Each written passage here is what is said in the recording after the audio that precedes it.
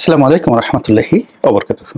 সম্মানিত দর্শক, ইচ্ছাই হোক কিংবা অনিচ্ছাই হোক, প্রতিদিন আমরা যারা কন্টেন্ট তৈরি করি কিংবা টেলিভিশন টকশোতে যাই, পত্রপত্রিকা লেখালেখি করি, এবং সেগুলো করতে গিয়ে যখন বাংলাদেশের চলমান রাজনীতি, অর্থনীতি এবং একই সঙ্গে আমাদের পুরো সমাজ ব্যবস্থায় যে একটা ঝাঁকুনি লেগেছে, সব কিছু ওলটপালট হয়ে যাচ্ছে।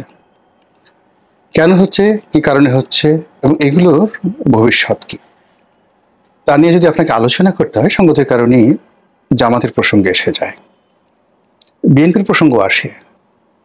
তো আজকের এই ভিডিওতে জামাত নিয়ে আলোচনা করব, যদিও আমি ব্যক্তিগতভাবে ঠিক জামাত নিয়ে কথা বলতে স্বাচ্ছন্দ্য বোধ করি না।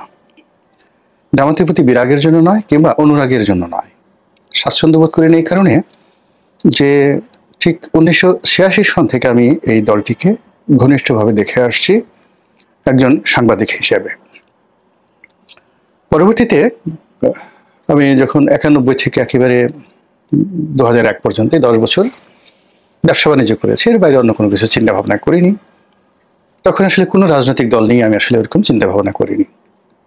কিন্তু যখন 2001 সনে জাতীয় নির্বাচনে অংশগ্রহণ করার জন্য আমি তৃণমূলে কাজ শুরু করলাম, তো সেখানে আমার যে নির্বাচনী এলাকা, সেখানে আমার প্রতিদ্বন্দ্বী হিসেবে জামাতের একজন প্রার্থী ছিলেন বিখ্যাত আব্দুল কাদের মোল্লা।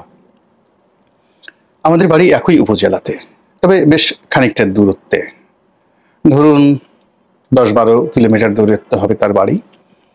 কিন্তু কয়েকটি কারণে তার সঙ্গে আমার ব্যক্তিগত সম্পর্কের যে বন্ধনটা, এটি অম্লান ছিল। প্রথম কারণ হলো, আমি যে স্কুলে পড়তাম, বাইশরশি শিবসুন্দরী হাই স্কুল, এই স্কুলে তিনি 60-এর দশকে শিক্ষকতা করতেন, সম্ভবত 66, 67, 68 সনে।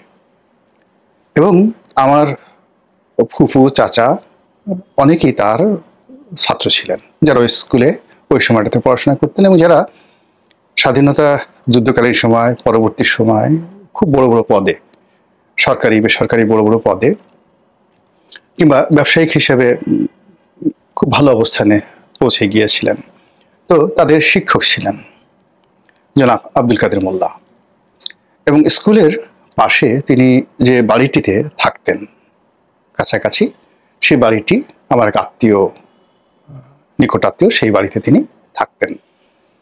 তো ওই আমলে, যেটা 60-এর দশকে হতো, যে বাড়িতে থাকতেন সেই বাড়ির ছেলে মেয়েদেরকে পড়াতেন, তারপরে স্কুলের শিক্ষকতা করতেন। এটা ওই সময়টিতে একেবারে যাকে বলা হয় স্বাভাবিক একটা বিষয় ছিল। তো পরবর্তীতে যখন সাংবাদিকতা শুরু করলাম, তখন দেখলাম যে কাদের মোল্লাও সাংবাদিক, এবং যেন তেন সাংবাদিক না, বেশ বড় সাংবাদিক। আমাদের পরিবারে তখন বেশ কয়েকজন নামকরা সাংবাদিক আছেন। তার মধ্যে বিচিত্রার চিফ রিপোর্টার ছিলেন জনাব কাজী জাওয়াদ, তারপর অবজারভারের চিফ রিপোর্টার ছিলেন জনাব খলিলুর রহমান, আরেকজন ছিলেন শহীদুজ্জামান খান। উনি অবজারভারের ফাইন্যান্সিয়াল পেজ দেখতেন এবং পরবর্তীতে ফাইন্যান্সিয়াল এক্সপ্রেসের এডিটর হয়েছিলেন, ডেইলি স্টারের চাকরি করতেন। তো সংবাদপত্র জগতের সঙ্গে আমাদের যে সম্পর্ক, সেই সম্পর্কটা দীর্ঘদিনের। আরও পুরনো দিকে গেলে আরও অনেককে পাওয়া যাবে এই লেখক সাংবাদিক হিসেবে। তো এর মধ্যে কাদের মোল্লাও আছেন আমাদের বাড়ির একেবারে কাছাকাছিতে। তো সেই সুবাদে ওনার সঙ্গে আমার একটা সম্পর্ক হলো সাংবাদিক হিসেবে। দ্বিতীয়ত যে উনি যেহেতু আমি যে স্কুলে পড়তাম সেই স্কুলের শিক্ষক ছিলেন, সেই সুবাদে একটা সম্পর্ক হলো। আর 1986-এ জামাত যখন ইলেকশন করলো, তখন ওই সদরপুরের ওই আসনে তিনি সংসদ সদস্য হিসেবে জামাতের প্রার্থী ছিলেন। আর আমি যখন 2001 সনে প্রার্থী হিসেবে সদরপুর চরভদ্রাসনে গেলাম, তখনও তিনি সেখানে জামাতের প্রার্থী ছিলেন। তো আমরা যে কজন আওয়ামী লীগের লোকজন ছিলাম, আমি ছিলাম, জনাব এ কে আজাদ সাহেব ছিলেন হামিম গ্রুপের, এখন চ্যানেল 24-এর মালিক, এরকম আরও এই দুজনের সঙ্গেই ওনার ব্যক্তিগত সম্পর্ক খুব ভালো ছিল। জনাব কাদের মোল্লা সাহেবের, বিশেষ করে আজাদ সাহেবের সঙ্গে খুবই ভালো সম্পর্ক ছিল। উনি আমাদের সঙ্গে কথাবার্তা বলতেন। সেই সুবাদে জামাতকে দেখার সুযোগ হয়েছে কাছাকাছি। এর বাইরে অন্যান্য যে সকল শীর্ষ নেতৃবৃন্দ রয়েছেন জামাতের, গোলাম আজম সাহেব সহ, তাদের অনেকের সঙ্গে সাংবাদিক হিসেবে যতটুক ঘনিষ্ঠ হওয়ার সুযোগ ছিল সেটা হয়েছি। আবার পরবর্তীতে যখন 2009 সনে সংসদ সদস্য হয়েছি, তখন তো জামাতের অনেককে বন্ধু হিসেবে, সহকর্মী হিসেবে কাছাকাছি পেয়েছি, এবং যেই কারণে জামাতের উপর যখন মারাত্মক বিপদ নেমে এলো 2010 সনের পরে, কেন জানি আমি তাদের প্রতি সহানুভূতিশীল ছিলাম। বুঝে হোক না বুঝে হোক সহানুভূতিশীল ছিলাম, এবং তাদের পক্ষে অনেক কথা বলেছি, অনেক কিছু লিখেছি। তো সেই সুবাদে জামাত নিয়ে আসলে নেতিবাচক কথা বলাটা আসলে আমার স্বভাব, আর আমি সেটা বলবোও না। 71-এ তাদের যে ভূমিকা আছে, সেই ভূমিকার কারণে তারা অনুতপ্ত হোক বা না হোক, এটা তাদের ব্যক্তিগত বিষয়। আমি 71 নিয়ে জামাতের সমালোচনা আগেও করতাম, এখনো করি, কিন্তু ব্যক্তিগতভাবে কোনো মানুষের সঙ্গে আমার জামাতের কারোর সঙ্গে তেমনি শত্রুতা নেই। তো জামাত সম্পর্কে আমার যে ধারণা ছিল, সেই ধারণাটা হয়তো সারা জীবনে থাকতো, কিন্তু যদি এই জুলাই আগস্ট বিপ্লব না হতো, তাহলে আমার কাছে মনে হতো যে আমি একটা শিশু হিসেবে মারা গিয়েছি। এই অল্প সময়ের মধ্যে জামাতের যে বিবর্তন এবং জামাতের যে আবর্তন, আপনারা তো বিবর্তন বুঝেন, যে একটি জায়গা থেকে রাতারাতি পরিবর্তন হয়ে অন্য কিছুতে পরিণত হওয়া, যেমন বানর থেকে মানুষ হওয়া, মানুষ থেকে জানোয়ার হওয়া, ইত্যাদি নানা রকম যে কথাগুলো আমরা বলে থাকি। তো এটাকে বলা হয় বিবর্তন, জাস্ট পরিবর্তন। আর আবর্তন হলো ঘূর্ণিপাক, চারিদিকে ঘোরা। তো জামাতের যে বিবর্তন এবং আবর্তন এই গত 14 মাসে দেখছি, এটা যদি না দেখে আমি মরে যেতাম, আমার কাছে মনে হতো একটা শিশু হিসেবে আমি মারা যাচ্ছি। তো এই কারণে আসলে যেহেতু দীর্ঘদিন জামাত সম্পর্কে আমি খুব সফটেন ছিলাম, জামাতের অনেক লোকজন হয়তো আমাকে ভালোবাসতেন, স্নেহ করতেন, শ্রদ্ধা করতেন, অনেক হয়তো স্বপ্ন দেখতেন যেগুলো মোলেরনি একটা সময় হয়তো জামাত করবে, তারা দোয়া করতেন। তো আমি আসলে জামাত সম্পর্কে আমার যে আইডিওলজি, সেই আইডিওলজি আমার যে পার্লামেন্টে 2009 সালে আমি যে প্রথম একটা বক্তব্য দিয়েছিলাম, সেই আহলে সুন্নাতুল জামাতের অনুসরণে, ঠিক সেই বক্তব্যে আমি আজও আছি।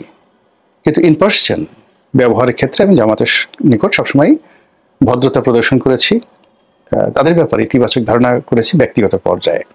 এনিওয়ে, এখন 14 মাস ধরে জামাত দেশ চালাচ্ছে, এরকম কথাবার্তা। আসলে তারা কতটুকু চালাতে পারছে, তারা জামাতই ভালো বলতে পারবেন, কিন্তু সাধারণ মানুষ মনে করছেন যে পুরো দেশ তারা চালাচ্ছেন। আর ডক্টর মোহাম্মদ ইউনূস সরকারের উপরে তাদের যে আধিপত্য, এটা সীমাহীন। আগামীতে ছলে বলে কৌশলে তারা ক্ষমতায় আসবে, এটি নিশ্চিত না হওয়া পর্যন্ত, ভোট যেন না হয়, ভোট যেন ডিলে হয়, এ ব্যাপারে জামাতের যত শক্তি আছে, জলে স্থলে অন্তরিক্ষে তারা সেই শক্তি প্রয়োগ করবে। এটি হলো সাধারণ মানুষের বিশ্বাস। তো নির্বাচন যত কাছাকাছি আসছে, বিশেষ করে যে এই মুহূর্তে বিএনপি তাদের প্রার্থী তালিকা ঘোষণা করে ফেলেছে, সেই সময় থেকে পুরো বাংলাদেশের টেকনাফ থেকে তেঁতুলিয়া পর্যন্ত নির্বাচনের যে একটা হাওয়া বইছে, সেই হাওয়াটা আসলে বলতে গেলে 99% হাওয়াটা বিএনপির দিকে। এবং সেখানকার থানা বলেন, পুলিশ বলেন, প্রশাসন বলেন, ডিসি এসপি বলেন, তারা সবাই এখন বিএনপি নেতাদের কথায় চলছে, এটা বাস্তবতা।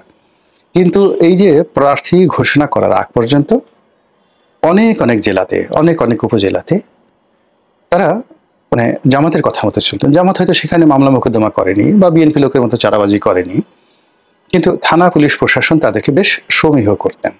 কিন্তু এই যে নির্বাচনের তফসিল যত কাছাকাছি আসছে, বিএনপির প্রার্থী ঘোষণা হওয়ার পর থেকে যে পরিস্থিতি তৈরি হয়েছে, তাতে করে এই যে প্রশাসনের উপরে যে আমাদের যে আধিপত্য, সেটা এখন নেই বললেই চলে। এর ফলে কি হলো, তাদের যে সুখ, তাদের যে স্বপ্ন, তাদের যে স্বপ্ন বাসর, সব কিছু ঝুঁকির মধ্যে পড়েছে। আর এতে করে তারা মেজাজ হারিয়ে ফেলছেন, অনেকে পথ হারিয়ে ফেলছেন, এবং যে যেভাবে পারছেন এমনভাবে কথা বলছেন, সেই কথাবার্তার সঙ্গে জামাতের নীতি এবং আদর্শের যেমন মিল নেই, একই সঙ্গে তারা তাদের যে একটা পোর্ট্রেট বা তৈলচিত্র বা তাদের যে একটা স্কেচ মানুষের মনে তারা তৈরি করে ফেলেছিল সেই দীর্ঘদিন ধরে, তো সেখানে আসলে ইদানিংকালে তাদের যে গলার স্বর, যেভাবে আঙ্গুল উচ্চাচ্ছেন, যেভাবে চোখ গোল গোল করে কথা বলছেন, যেভাবে তারা অলৌকিকত্ব দেখাতে চাচ্ছেন, যেভাবে তারা স্পিরিচুয়ালিটি যেটিকে বলা হয়, আধ্যাত্মিকতা দেখাতে চাচ্ছেন, এটি আসলে জামাতের সঙ্গে যায় না। জামাত প্রথম থেকে একটা আধ্যাত্মিক বিমুখ দল। তারা মনে করে যে শরীয়তের যে বিধানগুলো, এটা করতে হবে, পরিশ্রম করতে হবে, কিন্তু এখানে আধ্যাত্মিকতা বলতে ফু দিয়ে উড়ে যাওয়া, আল্লাহ রাসূল নূরের তৈরি, আকাশ থেকে এমনি এমনি অনেক কিছু আসবে। আমি বললাম ফু দিলে বাতাস প্রবাহিত হবে, বৃষ্টি হবে। এই জিনিসগুলো জামাতের যে আইডিওলজি, সেই আইডিওলজিতে পড়ে না। তারা যেমন দেখা গেল এই কবর জিয়ারত করা কিংবা কোনো জিয়ারতের জন্য ভ্রমণ করা, এটাকে রীতিমতো হারাম মনে করে। মাজার, পীর প্রথা, বাউল প্রথা ইত্যাদি যে কোনো জিনিসই তারা ইসলামের সঙ্গে সাংঘর্ষিক মনে করে। এখন সেই জামাত, যে জামাত দীর্ঘদিন যাবৎ বলে আসছে যে আল্লাহ রাব্বুল আলামিন প্রতিটি জিনিসই তোমাকে দেবেন তোমার কর্মফল অনুযায়ী, যেভাবে করবে ঠিক সেভাবে ফল পাবে, আর যেভাবে তুমি বিশ্বাস করবে ঠিক সেই বিশ্বাস অনুযায়ী তোমার কর্মের স্পৃহা জাগ্রত হবে। তুমি যদি বিশ্বাস করো যে আমি একটা চোর হব, চোরকে তোমার খুব ভালো লাগে, তাহলে চুরি করার যত বুদ্ধি তোমার মধ্যে আসবে। তাহলে বিশ্বাসটা অর্থাৎ ইমান থেকে তোমার কর্মের প্রেরণা আসবে। তো তোমার ইমানটা যদি আল্লাহর দিকে হয়, রাসূলের দিকে হয়, তোমার কর্মটা ঠিক সেরকম ভাবে হবে, কিন্তু তোমার অর্জনটা হবে তোমার কর্ম দিয়ে। অর্থাৎ তুমি যদি ভালো কর্ম করো ভালো ফলাফল পাবে, মন্দ কর্ম মন্দ ফলাফল পাবে। এখানে মাঝামাঝি কোনো জায়গা জামাত বিশ্বাস করে না। কিন্তু জামাতের যারা প্রতিপক্ষ তারা মনে করেন যে একটা মানুষ 90 বছর যাবৎ চুরি করছে, দর্শন করছে, রাহাজানি করছে, পথের মধ্যে হঠাৎ করে কোনো একজন অলি আল্লাহ দেখা হলো, অলি আল্লাহ তাকে জিজ্ঞাসা করলেন, বাবা কেমন আছো, এক গ্লাস পানি দাও। আপনি পানি দিলেন বা ওই বৃদ্ধ মানুষটি পানি দিল, পানি খেয়ে অলি আল্লাহর সেই মন শান্ত হয়ে গেল, অলি আল্লাহ একটা ফু দিলেন, সঙ্গে সঙ্গে সেই লোক অলি আল্লাহ হয়ে গেল। এই জিনিসগুলো জামাত বিশ্বাস করে না। কিন্তু এই যে নির্বাচনের এই সময়টিতে হঠাৎ করে মনে হচ্ছে যে জামাত নিজেরা সবাই অলি আল্লাহ হয়ে গেছেন। এখন তাদের আমিরকে বলা হচ্ছে টাটকা অলি, জিন্দা অলি, জীবন্ত অলি, চলাফেরা করা অলি। কে বলছেন? তাদের আর একজন সংসদ সদস্য প্রার্থী মুফতি আমির হামজা। তাদের একজন ধর্মগুরু আছেন মুফতি সৈয়দ মোহাম্মদ ইব্রাহিম। তো তিনি যে বক্তব্য দেন, সেই বক্তব্যে মনে হয় যে আরশে আজিমের অনেক খবরাখবর ইলহামের মাধ্যমে তার হৃদয়ে আসে এবং তিনি সেই বক্তব্যগুলো দেশ জাতিকে জানিয়ে দেন এবং জামাতের লোকজনও তার কাছ থেকে অনেকে শিক্ষা নেয়। তাদের একজন ওয়াজিন আছেন, ওয়াজ করেন, জনাব তারেক মনোয়ার, দীর্ঘদিন ধরে। তো তারেক মনোয়ার সাহেব একবার বলেন অক্সফোর্ডে পড়ান, একবার আমেরিকাতে এসে হার্ভার্ড, অক্সফোর্ড, কেমব্রিজ, মানে কোনো কিছুই তার বাদ যায় না কথা বলতে গিয়ে। তার বাবা নাকি কবে সংসদ সদস্য ছিলেন, কি ছিলেন, ইত্যাদি ইত্যাদি আরো অনেক কিছু।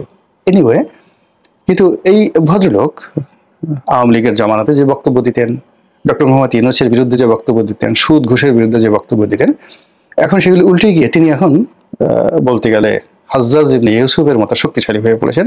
এখন তিনি আওয়ামী লীগকে ইমানের দাওয়াত দিবেন। আওয়ামী লীগ যদি তার দাওয়াত না শুনে তিনি তাদেরকে মারবেন, তাদেরকে ছেঁচা দিবেন, গুঁতো দিবেন, ইত্যাদি ইত্যাদি নানা রকম বক্তব্য সোশ্যাল মিডিয়াতে ভাসছে। তার মতো করে জামাতের অনেক নেতা কেউ আঙ্গুল বাঁকা করতে চাচ্ছেন, কেউ আকাশের সূর্যকে সাক্ষী রেখে বলছেন যে তাকে অতিক্রম করার ক্ষমতা সূর্যের নেই, সূর্য আল্লাহর হুকুমে। ওই যে ভদ্রলোক বললাম, সেই ভদ্রলোকের ইজ্জতের মানে জিল্লতিতে, নূরের জিল্লতিতে সূর্যের যে গতি থেমে যাবে, না যাবে অস্ত, না হবে উদিত। এই ধরনের কথাবার্তা বলার চেষ্টা করছে। আরেকজনে বারবার বলার চেষ্টা করছে, do you know who I am? আমি কে? ধরুন আমার নাম গদা শাহ। আমি যখন বারবার বলবো যে remind it, rewind it, remember it, I am গদা Shah, I am Putu Shah, it means যে আমি আমার এই গদা শাহ বা পুটু শাহ যে আমার বাপ দাদা নাম দিয়েছে, গদা শাহ পুটু শাহর ব্যাপারে আমি সচেতন নই। আমার বিশ্বাস হচ্ছে না যে আমার নাম গদা শাহ, আমার নাম পুটু। সেই জন্য আমি বারবার লোকজনদেরকে স্মরণ করে দিতে চাচ্ছি। মানুষ যখন অহংকার করে, ওয়ালা তামশি ফিল আরদি মারহা ইন্নাল্লাহ লা ইউহিব্বু কুল্লা মুক্তালিন ফাকুর, আল্লাহর পবিত্র কালামের পাকের বাণী, খুবই যাকে বলা হয় চিরাচরিত একটা আয়াত, যে এই জমিনে অহংকার করে হেঁটো না। তোমরা এই অহংকার করে আমার জমিনটাকে ফাটিয়ে ফেলতে পারবে না, কিংবা লাভ দিয়ে আমার পাহাড়টিকে অতিক্রম করতে পারবে না। তো সেখানে জামাতের যারা নেতা এই আয়াতগুলো জানার পরেও তারা অহংকার করছেন, ভীষণ রকম অহংকার করছেন, যেটা তাদের চরিত্রের সঙ্গে মিলে না। তারা গলায় পাড়া দিতে চাচ্ছেন, জিহ্বা ছিঁড়ে ফেলতে চাচ্ছেন, এবং যেন তেন নয়, তারা গলায় পাড়া দিয়ে ডান হাত দিয়ে জিহ্বা ছিঁড়বেন না, বাম হাত দিয়ে টান দিয়ে জিহ্বা ছিঁড়ে ফেলবেন, এবং সবাইকে সাবধান করছেন যে সাবধানে কথাবার্তা বলবেন, সেই দিন আর নেই। আর এই কথা বলছেন একেবারে শীর্ষ পর্যায়ের নেতৃবৃন্দ, যারা কখনো জোরে কথা বলতেন না, হাসি মুখে ছাড়া কথা বলতেন না, এখন তারা কথায় কথায় রাগ হয়ে যাচ্ছেন। তো এই যে আপনার যেটা ট্র্যাক রেকর্ড রয়েছে, সেই ট্র্যাক রেকর্ডের বাইরে আপনি যখন বের হয়ে যাবেন, কিংবা আপনার যে সীমা পরিসীমার বাইরে চলে যাবেন, বর্গক্ষেত্র, গোলাকার ক্ষেত্র, আয়তক্ষেত্র বা ত্রিভুজ, ট্রায়াঙ্গেল, যাই বলেন না কেন, আল্লাহ রাব্বুল আলামিন প্রতিটি প্রাণীর জন্য একটা সীমারেখা নির্ধারণ করে দিয়েছেন। মানবের জন্য, জানোয়ারের জন্য, পশু পাখি, কীট পতঙ্গের জন্য। যদি আপনি হারিয়ে যান এবং সেই সীমার বাইরে চলে যান, আপনি আর সীমার ভিতরে ফিরতে পারবেন না। সীমা অতিক্রমকারীকে আল্লাহ কখনোই পছন্দ করেন না, এবং সীমা অতিক্রমকারীর সবচেয়ে বড় বিপত্তি হলো সে আর তার সীমার মধ্যে ফিরতে পারে না। তো সেই দিক থেকে আপনি দেখবেন যে একটা প্রজাপতি ঘরের মধ্যে ঢুকে গেছে, সে চেষ্টা করলে, আপনি বারবার চেষ্টা করছেন যে এই ঘরের মধ্যে মরে যাবে, কিন্তু সে আর বেরোতে পারছে না, ঘরের মধ্যে একদিন দুদিন পরে সে মারা গেল। এইভাবে যখনই কোনো একটা মানুষ, কোনো একটা প্রাণী, পতঙ্গ তার যে সীমা, সেই সীমাটা অতিক্রম করে ফেলে, তখন সে আর সেখান থেকে ফিরতে পারে না। জামাত তার যে সীমা ছিল, সে সীমার বাইরে তারা চলে এসেছে, কথায়, আচরণে, চিন্তায়, চেতনায়, লোভে, লালসায়, স্বপ্নে, কামনায়, বাসনায়, সব ক্ষেত্রে গত 14 মাসে সব জায়গাতে তারা সীমা অতিক্রম করেছে। ফলে আগামীতে যে পরিবর্তন আসছে, সেই পরিবর্তন যেভাবেই আসুক না কেন, জামাত তার আগের জায়গায় আর ফিরতে পারছে না। এখন সেই পরিণতি কেমন হবে, ভালো না মন্দ, সেটা একমাত্র আসমানের মালিক, জমিনের মালিক আল্লাহ রাব্বুল আলামিন ভালো জানেন।